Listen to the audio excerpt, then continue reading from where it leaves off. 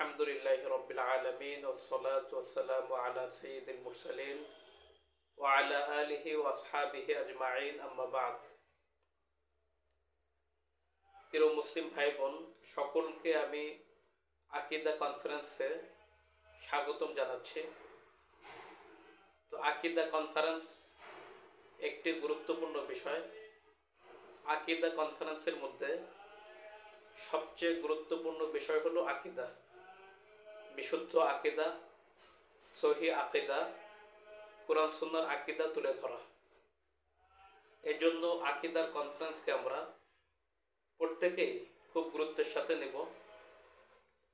তো আকীদা কনফারেন্সে আমি গত মাজলিসে আলোচনা করেছি ইবাদতের সংজ্ঞা, ইবাদতের উপকারিতা এবং ইবাদতের গুরুত্ব নিয়ে। তো আপনারা সকলে জানেন ইবাদত সবচেয়ে গুরুত্বপূর্ণ বিষয়, আর ইবাদতের জন্যই আল্লাহ তাআলা গোটা মানব জাতিকে সৃষ্টি করেছেন এবং গোটা জিন জাতিকে সৃষ্টি করেছেন। এই জন্য ইবাদত সম্পর্কে সম্যক ইলম অর্জন করতে হবে, ইবাদত সম্পর্কে একটি স্বচ্ছ জ্ঞান আমাদেরকে অর্জন করতে হবে। এবং আমি একটি মাজলিসে বলেছিলাম সমস্ত ইবাদত একমাত্র আল্লাহর জন্যই করতে হবে, সমস্ত প্রকার ইবাদত একমাত্র আল্লাহর জন্যই সাব্যস্ত করতে হবে। এর কোনো একটি প্রকার যদি কোনো ব্যক্তি আল্লাহ ছাড়া অন্য কারোর জন্য সাব্যস্ত করে, গায়রুল্লাহর জন্য সাব্যস্ত করে, বাবার নামে সাব্যস্ত করে, পীরের নামে সাব্যস্ত করে, মাজারের নামে সাব্যস্ত করে, কোনো দরগার নামে সাব্যস্ত করে, কোনো দলের নেতা নেত্রীর নামে সাব্যস্ত করে, তাহলে সে ব্যক্তি শিরকে লিপ্ত হবে। আর শিরকে লিপ্ত হওয়ার কারণে ওই ব্যক্তি ইসলাম থেকে সম্পূর্ণরূপে বের হয়ে যাবে, মুরতাদ হয়ে যাবে। তো আমি একটি মাজলিসে বলেছিলাম এরকম ইবাদত অনেক প্রকার, অসংখ্য অগণিত। এর মধ্যে কোরআন সুন্নাহ থেকে মোটামুটি 17-18 প্রকার ইবাদত আমি বের করেছি, যেগুলি উল্লেখযোগ্য ইবাদত। এই সমস্ত ইবাদত যদি কোনো ব্যক্তি, এর কোনো একটি প্রকার ইবাদত যদি কোনো ব্যক্তি আল্লাহ ছাড়া অন্য কারোর জন্য করে, তাহলে সর্বসম্মতিক্রমে সে ইসলাম থেকে বের হয়ে যাবে। এর জন্য বিভিন্ন রকমের ইবাদত, বিভিন্ন ধরনের ইবাদত, ইবাদতের প্রকারভেদ, ইবাদতগুলো কি কি, এই বিষয়টা প্রত্যেকটা মুসলিমের ভালোভাবে জানা উচিত। এর জন্য আমাদের আলোচনাগুলি আপনারা সকলে গুরুত্বের সাথে মনোযোগ সহকারে আমলের নিয়তে শ্রবণ করবেন, অনেক ফায়দা হবে ইনশাল্লাহ। সম্মানিত উপস্থিতি, ইবাদত নিয়ে আলোচনা করার জন্য ইবাদত কি কি সেই বিষয়টা নিয়ে আমি সংক্ষিপ্তভাবে আলোচনা করব। তো ইবাদত অসংখ্য অগণিত। এর মধ্যে ইবাদতের বিভিন্ন ধরন আছে, পদ্ধতি আছে। কোন ইবাদত রয়েছে যা অন্তরের মাধ্যমে সম্পাদিত হয়, যেমন সহি আকীদা বিশ্বাস, সহি আকীদা বিশ্বাস অবলম্বন করা, ঈমান আনা এবং যে সমস্ত বিষয়ে বিশ্বাস পোষণ করা জরুরি, ওই সমস্ত বিষয়ে বিশ্বাস পোষণ করা, এগুলি অন্তরের সাথে সম্পাদিত, অন্তরের সাথে সম্পর্কিত বিষয়। আরো কিছু ইবাদত আছে যেগুলি শরীর দ্বারা সম্পাদিত হয়, যেমন নামাজ, রোজা ইত্যাদি। আবার কিছু ইবাদত আছে যেগুলি অর্থ দ্বারা সম্পাদিত হয়, যেমন যাকাত, সদকা ইত্যাদি। আবার কোন কোন ইবাদত আছে শরীর এবং অর্থ, শরীর এবং অর্থ উভয়ের সমন্বয়ে সম্পাদিত হয়, যেমন হজ। হজের মধ্যে অর্থ ব্যয় করতে হয়, আবার শারীরিক কষ্ট ব্যয় করতে হয়। তো আল্লাহ তাআলা বান্দাদের উপর যে সমস্ত ইবাদত নির্ধারণ করেছেন, এর মধ্যে উল্লেখযোগ্য ইবাদতগুলি আজকে আমি আপনাদের সম্মুখে আলোচনা করব। সেগুলি মোটামুটি 17টি। আরো অনেক ইবাদত আছে, সেগুলো ইনশাল্লাহ সংক্ষিপ্তভাবে আলোচনা নিয়ে আসবো। এক নাম্বার ইবাদত হচ্ছে আল ঈমান বিল্লাহ, ঈমান আনয়ন করা, বিশ্বাস স্থাপন করা। এক্ষেত্রে কোরআনের অনেক আয়াত আছে, আনতুমিনা বিল্লাহি ওয়া মালাইকাতিহি ওয়া কুতুবিহি ওয়া রুসুলিহি ওয়াল ইয়াউমিল আখির ওয়া তুমিনা বিল কদরি খাইরিহি ওয়া শাররিহি। আর ঈমানটা হলো আল্লাহ, ফেরেশতাকুল, কিতাবসমূহ এবং আল্লাহ তাআলার প্রেরিত নবী রাসূল, শেষ দিবস এবং তকদিরের ভালো মন্দ, এই 6টা মৌলিক বিষয়ের উপরে বিশ্বাস স্থাপন করা। এটা হলো অন্তরের ইবাদত। এটা যদি কারো না থাকে তাহলে সে ঈমানদার বলে বিবেচিত হবে না। তো হাদিসটা আছে সহিহ মুসলিম 102 নম্বর হাদিস, আবু দাউদ 4697 নম্বর হাদিস, তিরমিজি 2610 নম্বর হাদিস, নাসাই 4990 নম্বর হাদিস। 2 নম্বর ইবাদত হচ্ছে আল ইহসান, অর্থাৎ নিষ্ঠার সাথে ইবাদত করা, নিষ্ঠার সাথে কাজ করা। এক্ষেত্রে হাদিসের মধ্যে আসছে আল ইহসান আন তা'বুদাল্লাহ কাআন্নাকা তারাহু ফাইন লাম তাকুন তারাহু ফাইন্নাহু ইয়ারাকা। ইহসান হলো তুমি এমন ভাবে আল্লাহর ইবাদত করবে যেন তুমি তাকে দেখতে পাচ্ছ, আর যদি তাকে দেখতে না পাও তাহলে মনে করবে যে তিনি তোমাকে দেখছেন। এই হাদিসটা আছে সহিহ বুখারী 50 নম্বর হাদিস, সহিহ মুসলিম 102 নম্বর হাদিস, আবু দাউদ 4697 নম্বর হাদিস, তিরমিজি 2610 নম্বর হাদিস, নাসাই 4990 নম্বর হাদিস, ইবনে মাজাহ 63 নম্বর হাদিস। 3 নম্বর ইবাদত হচ্ছে আল খৌফ, আল্লাহকে ভয় করা। সূরা আল ইমরানের 175 নম্বর আয়াতে আল্লাহ তাআলা ইরশাদ করেছেন, ইন্নামা যালিকুমুশ শাইতানু ইখাউফু আউলিয়াআহ ফালা তাখাফুহুম ওয়া খাফুনি ইন কুনতুম মুমিনিন। নিশ্চয়ই এ হচ্ছে তোমাদের সেই শয়তান যে তার অনুসারীদেরকে ভয় প্রদর্শন করে থাকে, কিন্তু যদি তোমরা বিশ্বাসী হও, ঈমানদার হও, মুমিন হও, তবে তাদেরকে ভয় করো না, বরং আমাকেই ভয় করো। এই যে ভয় করাটা আল খৌফ, এটা একটা ইবাদত। এই ইবাদতটা আমাদের মধ্যে নাই। আমরা আল্লাহ থেকে তাগুতকে বেশি ভয় করি, গায়রুল্লাহকে বেশি ভয় করি, আর এরকম ভয় করলে ঈমান নষ্ট হয়ে যাবে। এর জন্য খুব সতর্ক থাকতে হবে। 4 নম্বর ইবাদত হচ্ছে আর রজা, আল্লাহর উপর আশা রাখা। এই ইবাদতটা আমাদের অনেকের মধ্যে নাই। অনেকে গায়রুল্লাহর উপর আশা রাখে, বাবার উপর আশা রাখে, মাজারের উপর আশা রাখে, দরগার উপর আশা রাখে, পীর বুজুর্গের উপর আশা পোষণ করে। ঠিক আছে? তো এটাও একটা শিরকি ইবাদত, একটা শিরক। এটা আশা পোষণ করতে হবে একমাত্র আল্লাহর উপরই, এটাই হলো ইবাদত। এক্ষেত্রে সূরা কাহাফের 110 নম্বর আয়াতে আল্লাহ তাআলা ইরশাদ করেছেন, ফামান কানা ইয়ারজু লিকাআ রাব্বিহি ফালইআমাল আমালান সালিহা ওয়া লা ইউশরিক বিইবাদাতি রাব্বিহি আহাদা। যে তার প্রতিপালকের সাক্ষাতের আশা করে সেজন্য সৎকর্ম করে এবং তার প্রতিপালকের ইবাদতে কাউকে শরীক না করে, অংশীদারিত্ব না করে। 5 নম্বর ইবাদত হচ্ছে আত-তাওয়াক্কুল, অর্থাৎ আল্লাহর উপরে নির্ভরশীলতা, আল্লাহর উপরে ভরসা করা, আল্লাহর উপরে নির্ভরশীল হওয়া। এক্ষেত্রে সূরা মায়েদার 23 নম্বর আয়াতে আল্লাহ তাআলা ইরশাদ করেছেন, ওয়া আলাল্লাহি ফাতাওয়াক্কালু ইন কুনতুম মুমিনিন। আল্লাহর উপরে তোমরা নির্ভর করো যদি তোমরা মুমিন হয়ে থাকো। 6 নম্বর ইবাদত হচ্ছে আর রগবা, অর্থাৎ আল্লাহর প্রতি আগ্রহ ও ভয় মিশ্রিত শ্রদ্ধা পোষণ করা। আল্লাহর প্রতি সশ্রদ্ধ ভয় বলে এটাকে, সশ্রদ্ধ ভয় পোষণ করা। এক্ষেত্রে সূরা আম্বিয়ার 90 নম্বর আয়াতে আল্লাহ তাআলা ইরশাদ করেছেন, ইন্নাহুম কানু ইসারিউনা ফিল খায়রাত ওয়া ইয়াদউনানা রাগাবান ওয়া রাহাবা ওয়া কানু লানা খাশিঈন। তারা অর্থাৎ নবীগণ সৎকর্মে প্রতিযোগিতা করত এবং তারা আমাকে আশা ও ভীতির সাথে ডাকত। তারা আমাকে আশা এবং ভীতির সাথে ডাকত, আর তারা ছিল আমার নিকট বিনীত, বিনম্র। সূরা আম্বিয়া 90 নম্বর আয়াত।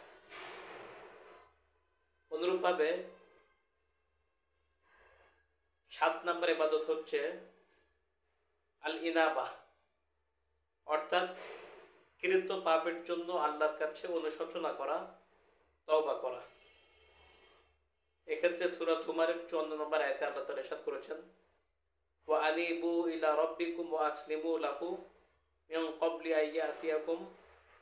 ক্বাবলি আইয়াতিয়াকুমুল আযাবু সুম্মা লা তুনসারুন। তোমাদের নিকট শাস্তি আসার পূর্বে তোমরা তোমাদের রবের অভিমুখে হও এবং তার নিকট আত্মসমর্পণ করো, নতুবা তোমাদেরকে সাহায্য করা হবে না।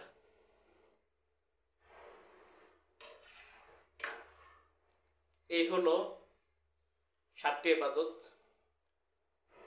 8 নম্বর ইবাদত হচ্ছে আল ইস্তিআনা, অর্থাৎ আল্লাহর সাহায্য প্রার্থনা করা। সূরা বাকারার 45 নম্বর আয়াতে আল্লাহ তাআলা ইরশাদ করেছেন, ওয়াস্তাঈনু বিস-সাবরি ওয়াস-সালাহ ওয়া ইন্নাহা লাকাবীরাতুন ইল্লা আলাল খাশিঈন। তোমরা ধৈর্য এবং সালাতের মাধ্যমে সাহায্য প্রার্থনা করো, নিশ্চয়ই এই কাজ খুবই কঠিন, তবে বিনয়ীগণ ব্যতীত, ভীত সন্ত্রস্তগণ ব্যতীত। খাশিঈন মানে যারা বিনয় এবং ভয় দিয়ে ইবাদত করে, তারা ব্যতীত। 8 নম্বর ইবাদত হচ্ছে আল ইস্তিআনা বললাম। এক্ষেত্রে একটি হাদিস আছে, লম্বা হাদিস। হাদিসটা আছে তিরমিজির 2516, মুসনাদ আহমদ 2669, মিশকাত 5302। عن عبد الله بن عباس رضي الله تعالى عنه أنه حدثه أنه ركب خلف رسول الله صلى الله عليه وسلم يوما فقال له رسول الله صلى الله عليه وسلم يا غلام إني معلمك كلمات احفظ الله يحفظك تجده تجاهك وإذا سألت فلتسأل الله وإذا استعنت فاستعن بالله وعلم أن الأمة لا يجتمعوا على أن ينفعوك لم ينفعوك إلا بشيء قد كتبه الله لك ولو اجتمعوا على أن يضروك لم يضروك إلا بشيء قد كتبه الله عليك رفعت الأقلام وجفت الصحف। আব্দুল্লাহ ইবনে আব্বাস হতে বর্ণিত, তিনি বলেন, আমি রাসূলুল্লাহ সাল্লাল্লাহু আলাইহি ওয়াসাল্লামের পেছনে বসা ছিলাম। তখন রাসূলুল্লাহ সাল্লাল্লাহু আলাইহি ওয়াসাল্লাম বললেন, হে বালক, আমি তোমাকে কয়েকটি কথা শিক্ষা দিচ্ছি, কথাগুলো মনে রাখবে। তুমি আল্লাহর হেফাজত করো, তাহলে আল্লাহ তোমাকে হেফাজত করবেন। যখন তুমি কিছু চাইবে তখন আল্লাহর কাছেই চাইবে। যখন তুমি কোনো সাহায্য প্রার্থনা করবে তখন আল্লাহর কাছেই সাহায্য প্রার্থনা করবে। আর জেনে রেখো, যদি গোটা জাতি একত্র হয় কোনো বিষয়ে তোমার উপকার করার জন্য, তবে তারা সকলে মিলে ততটুকুই উপকার করতে পারবে যতটুকু আল্লাহ তোমার জন্য লিপিবদ্ধ করে রেখেছেন, লিখে রেখেছেন। পক্ষান্তরে যদি গোটা জাতি একত্র হয় কোনো বিষয়ে তোমার ক্ষতি করার জন্য, তবে সকলে মিলে তোমার ততটুকুই ক্ষতি করতে পারবে যতটুকু আল্লাহ তোমার জন্য লিখে রেখেছেন। কলম তুলে রাখা হয়েছে এবং তাকদীর লিখিত যে কিতাবটা সেটা শুকিয়ে গেছে। এটা থেকে আমরা বুঝতে পারলাম আল্লাহর কাছে সাহায্য প্রার্থনা করা এটা একটা গুরুত্বপূর্ণ ইবাদত। 9 নম্বর ইবাদত হচ্ছে আল ইস্তিআযা, আল্লাহর কাছে আশ্রয় কামনা করা। এক্ষেত্রে সূরা নাসের মধ্যে আল্লাহ তাআলা ইরশাদ করেছেন, কুল আউযু বিরাব্বিন নাস মালিকিন নাস ইলাহিন নাস মিন শাররিল ওয়াসওয়াসিল খান্নাস আল্লাযী ইউওয়াসওয়িসু ফি সুদুরিন নাস মিনাল জিন্নাতি ওয়ান নাস। হে নবী, আপনি বলুন, আমি আশ্রয় চাই মানুষের প্রতিপালকের কাছে, আমি আশ্রয় চাই মানুষের আসল বাচ্চার কাছে মানে আল্লাহর কাছে, আমি আশ্রয় চাই মানুষের একমাত্র মাবুদের কাছে, আমি আশ্রয় চাই কুমন্ত্রণা দানকারী ও অনিষ্ট থেকে, যে প্রচারণা দেয়, ওয়াসওয়াসা দিয়ে গা ঢাকা দেয়, তার থেকে আশ্রয় চাই। যে মানুষের অন্তরে কুমন্ত্রণা দেয়, তার থেকে আমি আশ্রয় চাই। জিনদের মধ্য থেকে অথবা মানুষের মধ্য থেকে যারাই কুমন্ত্রণা দেয়, এদের থেকে আমি আশ্রয় চাই। এখান থেকে আমরা বুঝতে পারছি যে শয়তান দুই প্রকার, খন্নাস দুই প্রকার। একটা হলো মানুষ শয়তান, মানুষ খন্নাস, আর একটা হলো জিন খন্নাস, জিন শয়তান। এই দুই প্রকার শয়তান থেকেই আল্লাহর কাছে আশ্রয় চাইতে হবে। জিন শয়তান থেকে আশ্রয় চাইতে হবে, আবার মানুষ শয়তান থেকেও আশ্রয় চাইতে হবে। তো 10 নম্বর ইবাদত হচ্ছে সালাত, নামাজ, সালাত কায়েম করা, নামাজ আদায় করা। আল্লাহ তাআলা সূরা রুমের 30 নম্বর আয়াতে ইরশাদ করছেন, ওয়া আকিমুস সালাতা ওয়া লা তাকুনু মিনাল মুশরিকিন। অতএব তোমরা সালাত কায়েম করো, নামাজ প্রতিষ্ঠা করো, আর তোমরা মুশরিকদের অন্তর্ভুক্ত হয় না। মানে নামাজ না পড়লে সে ব্যক্তি শিরকের মধ্যে লিপ্ত হবে। 11 নম্বর ইবাদত হচ্ছে যাকাত, যাকাত আদায় করা। সূরা নূরের 56 নম্বর আয়াতে আল্লাহ তাআলা ইরশাদ করছেন, ওয়া আকিমুস সালাতা ওয়া আতুজ যাকাত ওয়া আতিউর রাসূল লাআল্লাকুম তুরহামুন। তোমরা সালাত কায়েম করো, যাকাত আদায় করো এবং রাসূলের আনুগত্য করো, যাতে তোমরা অনুগ্রহ প্রাপ্ত হও। 12 নম্বর ইবাদত হচ্ছে সওম, রোজা রাখা। এক্ষেত্রে আল্লাহ তাআলা সূরা বাকারার 183 নম্বর আয়াতে ইরশাদ করেছেন, ইয়া আইয়ুহাল্লাযীনা আমানু কুতিবা আলাইকুমুস সিয়াম কামা কুতিবা আলাল লাযীনা মিন ক্বাবলিকুম লাআল্লাকুম তাত্তাকুন। হে ঈমানদারগণ, তোমাদের উপর রোজা ফরজ করা হলো, যেরকম ভাবে তোমাদের পূর্ববর্তীদের উপর রোজা ফরজ করা হয়েছিল। আশা করা যায় এর মাধ্যমে তোমরা তাকওয়া অর্জন করতে পারবে। 13 নম্বর ইবাদত হচ্ছে আল হজ, হজ সম্পাদন করা। এক্ষেত্রে আল্লাহ তাআলা ইরশাদ করছেন সূরা ইমরানের 97 নম্বর আয়াতে, ওয়ালিল্লাহি আলান নাসি হজ্জুল বাইত ওয়ালিল্লাহি আলান নাসি হজ্জুল বাইতি মান ইসতাতাআ ইলাইহি সাবিলা ওয়া মান কাফারা ফা ইন্নাল্লাহা গানিয়্যুন আনিল আলামিন। যারা যাতায়াতের সামর্থ্য রাখে সেসব মানুষের উপর আল্লাহর উদ্দেশ্যে কাবার দিকে হজ করা ফরজ।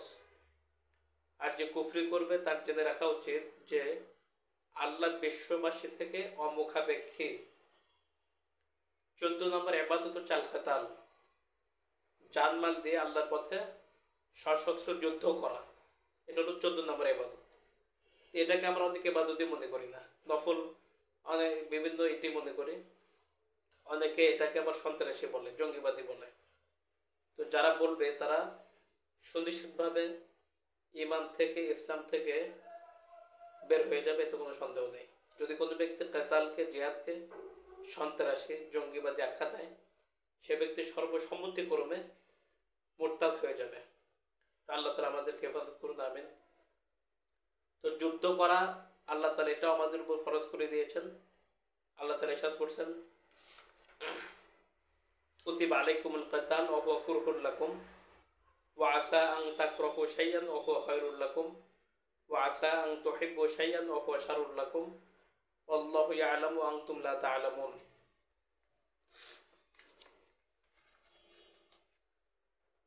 এই আয়াতটা আছে সূরা বাকারা 216 নম্বর আয়াত। সূরা বাকারা 216 নম্বর আয়াত। যুদ্ধ করাকে তোমাদের উপর ফরজ করে দেয়া হয়েছে, যা তোমাদের নিকট খুবই অপছন্দনীয়, অপ্রিয়। হ্যাঁ, তোমরা যা অপছন্দ করছো হতে পারে তা তোমাদের জন্য কল্যাণকর, আবার তোমরা যা পছন্দ করছো হতে পারে তাই তোমাদের জন্য অকল্যাণকর। মূলত আল্লাহই জানেন, কিন্তু তোমরা জানো না। তো 15 নম্বর ইবাদত হচ্ছে আর দোয়া, আল্লাহর নিকটে চাওয়া, দোয়া করা, প্রার্থনা করা। সূরা মুমিনের 60 নম্বর আয়াতে আল্লাহ তাআলা ইরশাদ করছেন, ওয়া ক্বালা রাব্বুকুম উদউনি আস্তাজিব লাকুম ইন্নাল্লাযীনা ইস্তাকবিরুনা আন ইবাদাতি সায়াদখুলুনা জাহান্নামা দাখিরিন। তোমাদের প্রতিপালক বলেন, তোমরা আমাকে ডাকো, আমি তোমাদের ডাকে সাড়া দেব। যারা অহংকার বশত আমার ইবাদত থেকে বিমুখ থাকে, অবশ্যই তারা লাঞ্ছিত হয়ে জাহান্নামে প্রবেশ করবে। তো দোয়া নিজের অভাব পূরণের উদ্দেশ্যে সাহায্যের জন্য ডাকা, একমাত্র আল্লাহকে ডাকতে হবে, অন্য কাউকে ডাকলে সুস্পষ্ট শিরক হবে। এজন্য অভাব প্রয়োজন থেকে এবং সংকট থেকে বাঁচার জন্য, অভাব দূর করার জন্য একমাত্র আল্লাহর কাছে চাইতে হবে, আল্লাহর কাছে প্রার্থনা করতে হবে। 16 নম্বর ইবাদত হচ্ছে আন-নাযর, নজর করা, মান্নত করা। আল্লাহ তাআলা সূরা দাহারের 7 নম্বর আয়াতে ইরশাদ করছেন, ইউফুনা বিন-নাযরি ওয়া ইয়াখাফুনা ইয়াওমান কানা শাররুহু মুস্তাতিরা। তারা মান্নত পূর্ণ করে এবং সেদিনের ব্যাপারে ভয় করে যে দিনের অনিষ্টতা হবে ব্যাপক। তো এই মান্নত করতে হবে আল্লাহর নামে, আল্লাহর জন্য। মাজার দরকার নামে করলে সেটা শিরক হবে। 17 নম্বর ইবাদত হচ্ছে আযবাহ, কুরবানি করা, জবাই করা। আল্লাহ তাআলা সূরা আনআমের 162 নম্বর আয়াতে ইরশাদ করছেন, কুল ইন্না সলাতি ওয়া নুসুকি ওয়া মাহইয়ায়া ওয়া মামাতি লিল্লাহি রাব্বিল আলামিন লা শারীকা লাহু ওয়া বিযালিকা উমিরতু আনা আউয়ালুল মুসলিমিন। আমার সালাত, আমার কুরবানি, আমার জীবন, আমার মরণ সবই রব্বুল আলামিনের জন্য, রব্বুল আলামিনের উদ্দেশ্যে নিবেদিত, তার কোনো শরীক নাই এবং আমি এর জন্য আদিষ্ট হয়েছি এবং আমি প্রথম মুসলমান। তো মানুষ যেসব পদ্ধতিতে আল্লাহ ছাড়া অন্যের দাসত্ব করে সেগুলোকে একমাত্র আল্লাহর জন্য নির্ধারিত করাই হচ্ছে ইবাদতের মূল উদ্দেশ্য। তো এবং এটা ইবাদতের মৌলিক একটি দাবি। দাসত্ব যত প্রকার আছে সমস্ত প্রকার দাসত্ব একমাত্র আল্লাহর জন্য হইতে হবে, এটা ইবাদতের অন্যতম একটি দাবি। তো এটা আমাদের মাথায় রাখতে হবে।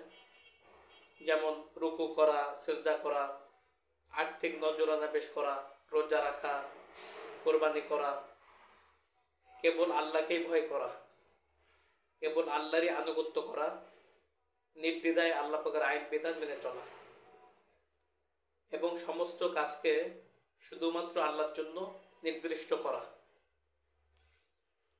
এবং এ সমস্ত বিষয়ে আল্লাহর সাথে অন্য কাউকে অংশীদার না করা, শরীক না করা।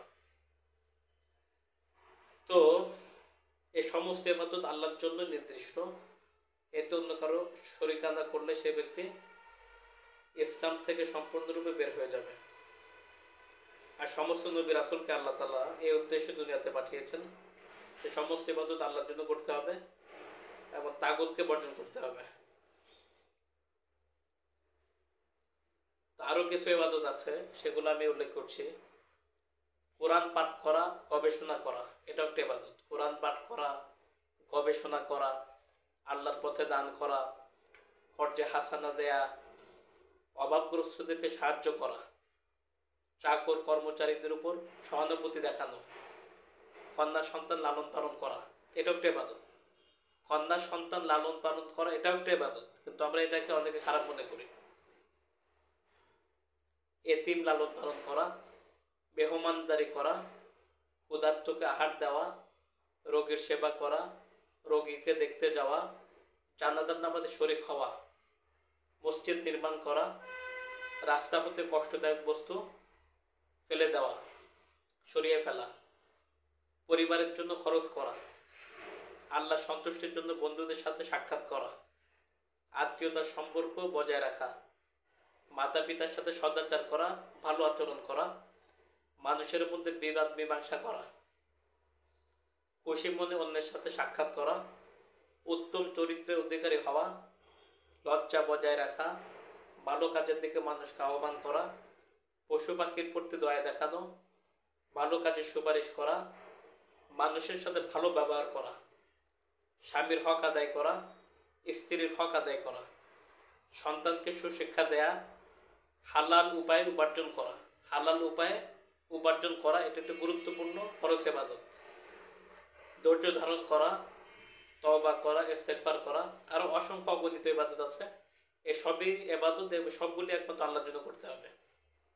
এর সাথে কোনো কিছু অংশীদার করলে, শিরিক করলে সেটা অবশ্যই ঈমান নষ্টের কারণ হবে, ইবাদত বিনষ্টের কারণ হবে এবং সে ব্যক্তি মুসলিম থেকে বের হয়ে যাবে। তো আল্লাহ তাআলা আমাদেরকে সমস্ত ইবাদত আল্লাহর জন্যই করার তৌফিক এনায়েত করেন। আমিন ইয়া রাব্বাল আলামিন। আসসালামু আলাইকুম ওয়া রাহমাতুল্লাহি ওয়া বারাকাতুহু।